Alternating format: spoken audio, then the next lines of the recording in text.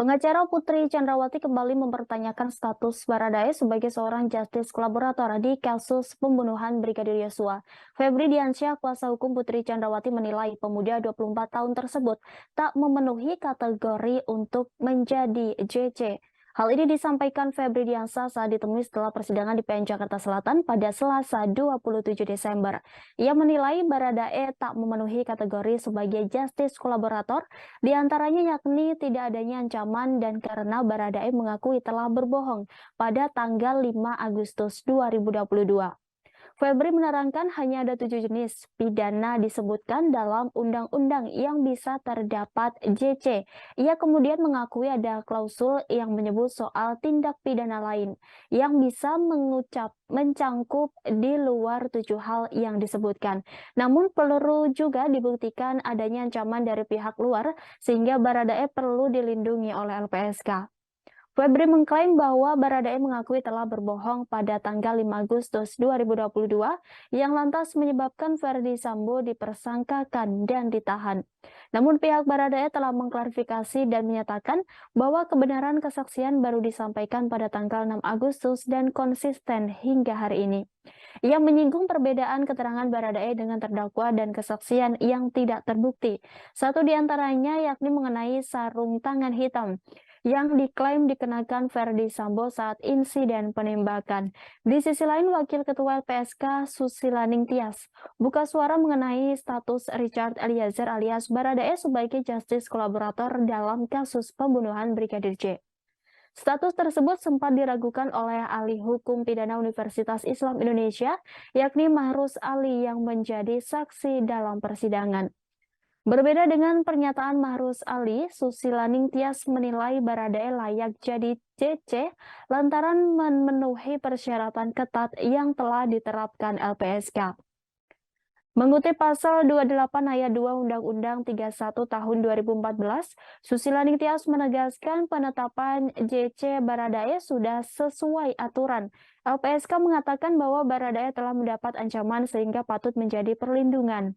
Selain itu, ia juga menjadi orang pertama yang mengungkap skenario Ferdy Sambo soal tembak-menembak menjadi pembunuhan berencana. Tak hanya itu, LPSK menilai keterangan Baradae kredibel lantaran selalu konsisten dengan kronologi dan detail yang disampaikan. Bahkan Baradae sempat memberikan bukti baru berupa foto ketika permufakatan jahat terjadi antara dirinya dengan Ferdy Sambo dan istrinya, Putri Chandrawati. Adapun keraguan terhadap status Baradae tersebut disampaikan dalam sidang lanjutan di PN Jakarta Selatan pada Kamis 22 Desember lalu.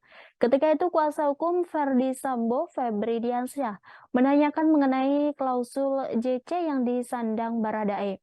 Seperti halnya Susilaning Tias, Mahrus Ali mengatakan bahwa status tersebut sudah diatur dalam undang-undang. Hanya saja harus ada potensi ancaman atau serangan serta campur tangan dari LPSK.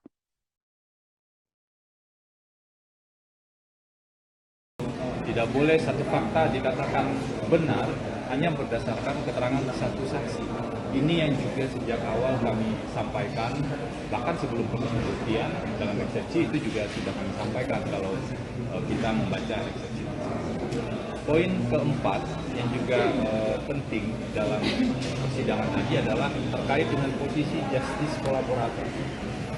Pasal 28 junto pasal 5 ayat 2 dan penjelasan di Undang-Undang Perlindungan Saksi dan Korban jelas sekali mengatakan hanya ada 7 bentuk tindak pidana di mana pelaku yang bekerja sama bisa diberikan posisi sebagai justice kolaborator. Betul ada klausul umum yang disebut tindak pidana lain, tapi tetap wajib